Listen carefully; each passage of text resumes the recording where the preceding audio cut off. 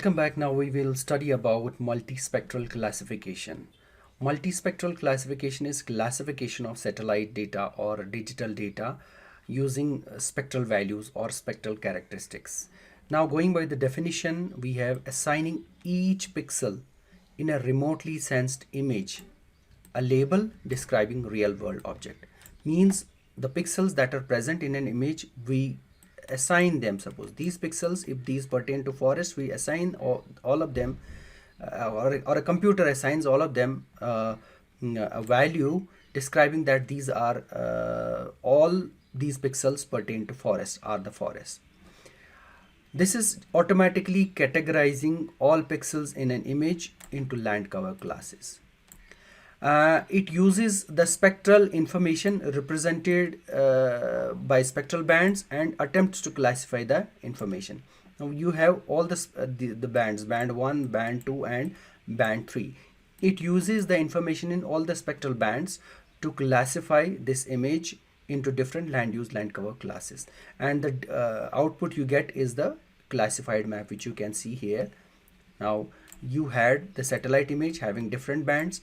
You assigned the computer assigned the pixels different classes, and these were the classes that the computer classified. Now you can tell on the basis of spectral homogeneity. These classes were made on the basis of spectral homogeneity. Like this green polygon, the pixels contained in this green polygon might have had the same spectral characteristics. That's why it was classified into green. Now we as a user have to ascertain that what this pertains to. Now while having the field data, we analyze that all these pixels pertain to forest. Likewise, red pertains to urban, and blue pertains to lake, and yellow pertains to agriculture. This is in general about the multispectral classification. Now we have two types of multispectral classification. One is the supervised classification. As the name indicates, that we are going to supervise the computer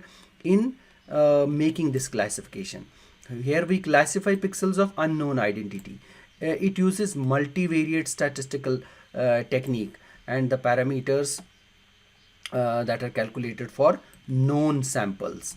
So every pixel is evaluated and assigned to the class which it most closely resemble digitally.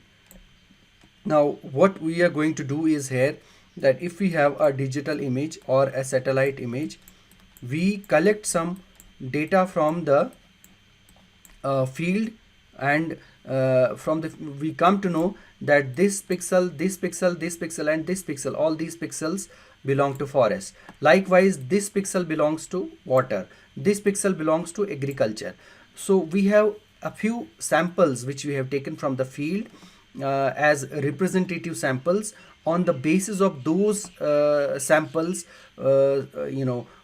we assign those values to the pixels that pertain to them, and based on the statistical parameters that are obtained from the known samples, those known samples which we have collected from the field, the computer uses an algorithm to classify the whole image on the basis of the field data that we have collected in the form of samples. So here we have assisted computer in supervising the classification. This is called as supervised classification, as analyst supervises the algorithm by providing training sets. The sample data which we have collected is also called as training data, and we train the computer to generate an algorithm from the sample data which is being run on the image, so that the based on the sample data, computer classifies the whole image into different classes such as water, sand, forest, agriculture, and with crop, and agriculture without crop. This is about supervised classification. Now another technique is known as unsupervised classification. The identities of land cover types are not known, unlike the supervised classification where we had the sample data. Now no sample data is there, and no ground reference available for training data. No training data is available. There is no training of pixels. So the computer itself, by its own algorithm, uh, classifies, groups pixels with similar spectral characteristics as the as this digital image or the satellite image has spectral values. So on the base of those values, the computer groups similar values, pixels into unique clusters according to some statistically determined criteria. And then when the grouping is done, the grouping may not be very soothing to the eyes based on the actual land use land cover. Then we can after that analyst we can as an analyst we can relabel or combine some of the clusters, knowing that the clusters belong to the same category, and computer by chance has misclassified them into two. So here you can see 98 and 99 number are classified as B, one category based on their spectral characteristics. And you can see the C value assigned. C value is assigned to 178, 183, 177 and 1. So these are having similar values. These have been clustered as C.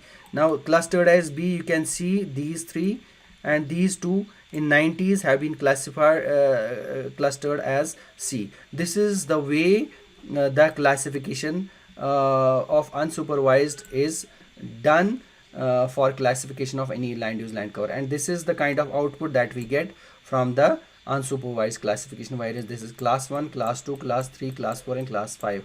Now after getting this, we need to ascertain that which class belongs to what.